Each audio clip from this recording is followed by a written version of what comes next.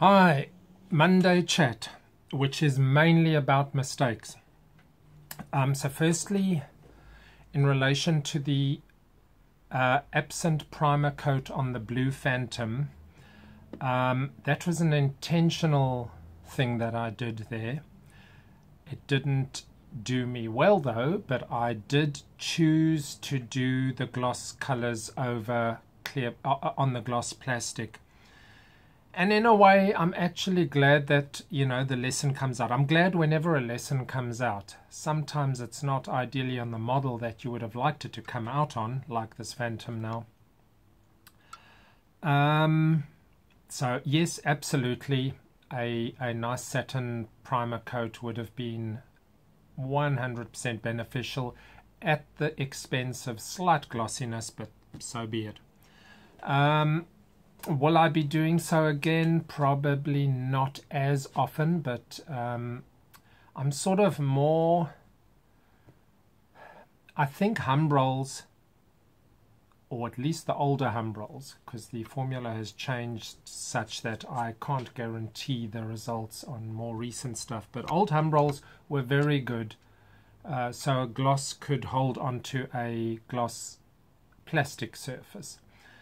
This Revell blue, actually quite interesting because I left it for a good week to dry, and when I felt it, when I was holding the model, it is so smooth, way smoother than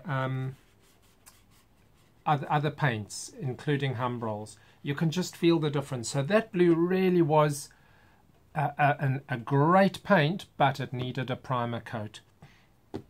So anyway, lesson learned.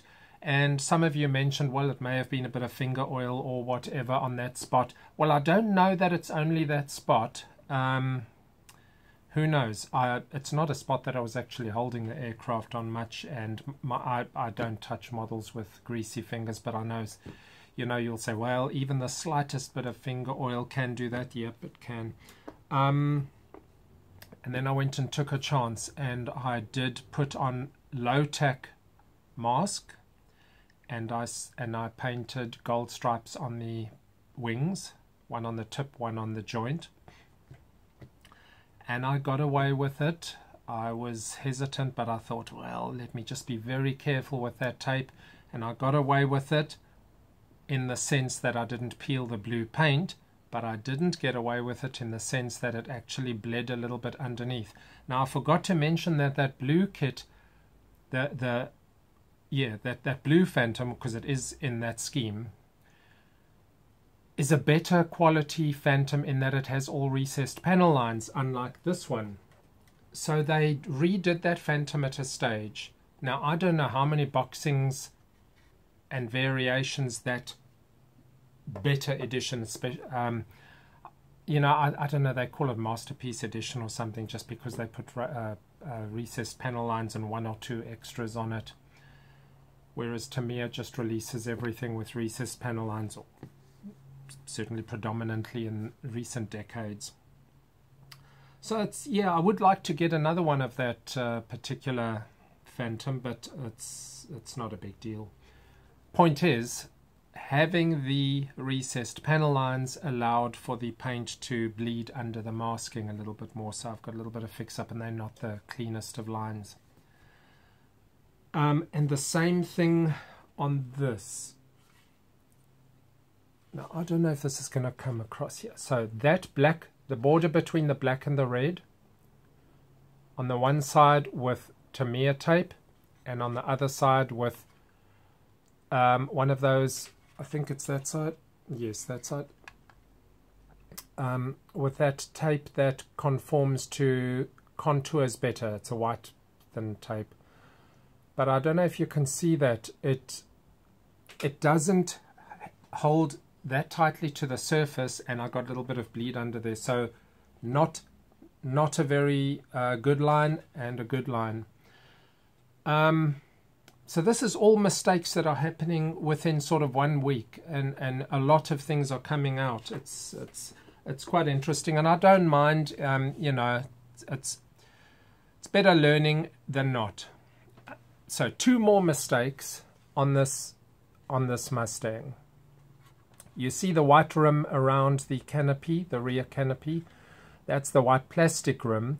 I glued the canopy straight onto the plastic because I wanted somewhat of a robust canopy on there. So this is not going to knock off or anything.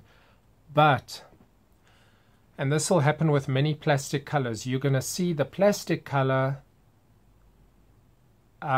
visible when you look down at the canopy. I mean, there's no way around that. So how do you get around that? Well, the answer is not to fix the canopy onto plastic color.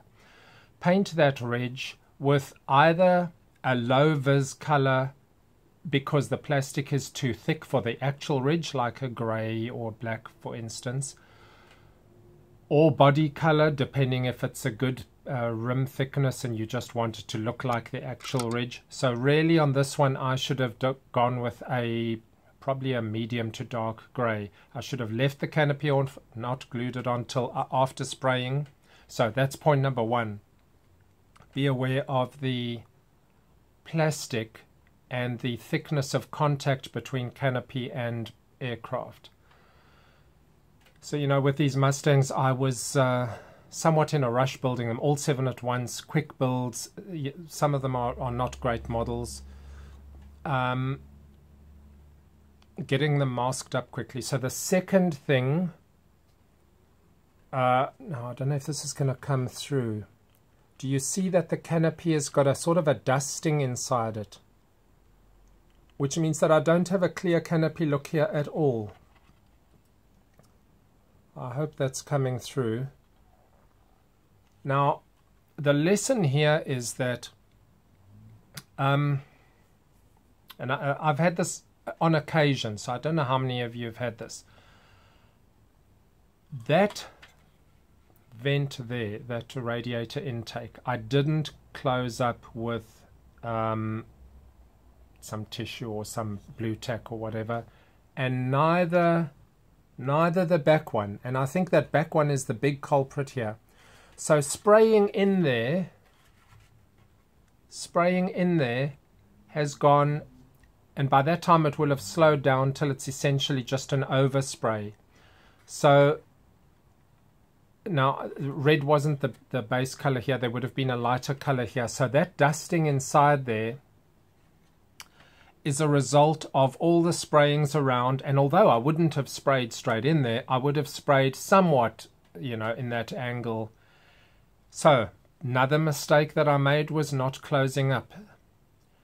Now, you don't absolutely have to close up, but then I should have left the canopies off so that any vent gas would have just come out. Spray the canopy frame separately. There's no reason to actually fix this canopy frame because this one's got separate canopy and frame and then fuselage, because you might actually want that border line, that visible line. So the way I've built this one is you don't actually see that line very well, which is, it's almost too, you know, too well molded. You need that canopy sliding line. Now if you did that, left it off and masked up the canopy, masked up the cockpit I mean, you may have still got overspray if you hadn't blocked this, but it probably wouldn't touch anything and it wouldn't be visible, because on the matte surfaces inside it's almost irrelevant. The only reason you can see this is because it's a nice clear surface. So this is the way this model will remain, with a dusting on the inside, an ever-present reminder of this lesson to learn. And I don't mind. It's again, this model was not meant to be too serious a thing. It was a play with colors, a play with a Reno scheme, and so on. Now, one of you did mention, and I had seen that because the Facebook's full of a lot of postings. Roswell is the new Reno, and I have decided to put Roswell markings, or at least the name Roswell, onto the side of one of my Mustangs and onto the side of a Phantom. So that's actually a pretty cool name. I'm glad they chose that place. I mean, I don't know anything about it, other than it's in the news. So, well, I mean, it's in documentaries for UFOs and what have you. But it's a nice name. It's a good, of all the place names, I reckon that's a good choice. Okay, I've just sprayed this. Well, I've just sprayed the clear. The red I sprayed yesterday. So that's the air brakes done on this.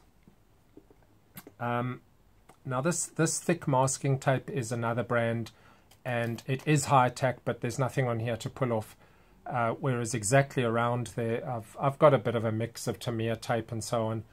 Painted the red, then did a floor wax coat. So the overall result is not very glossy at all, and that's okay. This is, you know, these air brakes are at somewhat of an angle, and it's sort of irrelevant. But I wanted to show this because I wanted to say that I sprayed this with a matte and then sprayed the clear coat floor wax over it, and the end result is not a gloss, barely a satin, a sort of a matte satin.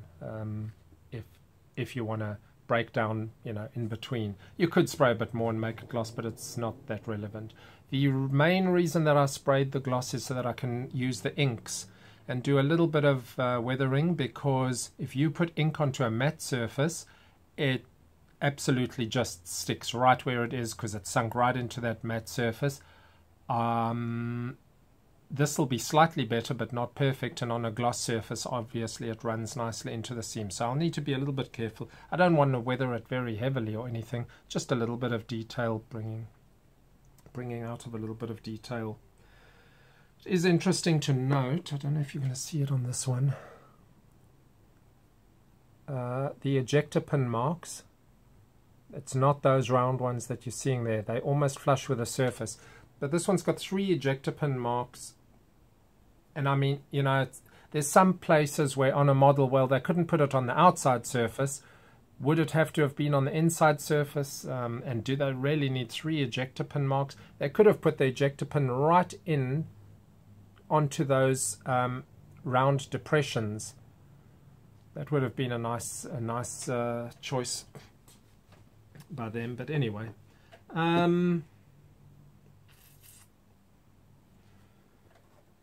so I will be taking this off and starting to mask up the undercarriage bays.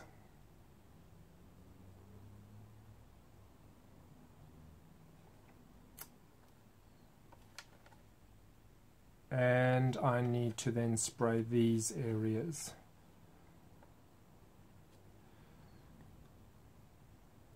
And I'm thinking that with this Phantom, and possibly even the second Phantom, this is the third one, I might leave the canopies off completely during spraying and do them separately.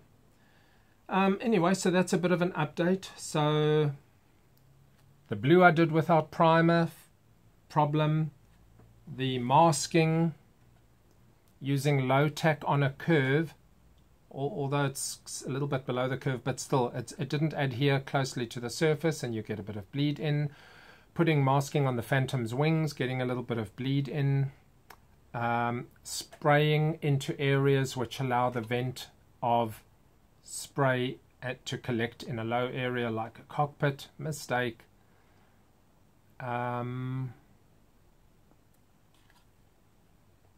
Yeah, okay, that's a few lessons I'm teaching myself. You'd think that I know some of these things after modeling for so long, but anyway, doing a lot of models at once with a lot of variety happening is bringing out some of my failings. One of the things that I am not entirely happy with what I've been doing is the combination use of that floor wax and paint layers. That floor wax on gloss colors, I'm not really talking about that sort of thing, but that floor wax really needs to be left till the absolute last. Not that I have been doing it, but partially on the Phantom's tail, the horizontal stabilizers with that metal, titanium metal, and the blue, to keep the L-clad colors well set. I did use floor wax, but then I sprayed blue over parts of that. That's a no-no. Don't mix you know, oil enamels and acrylic floor wax.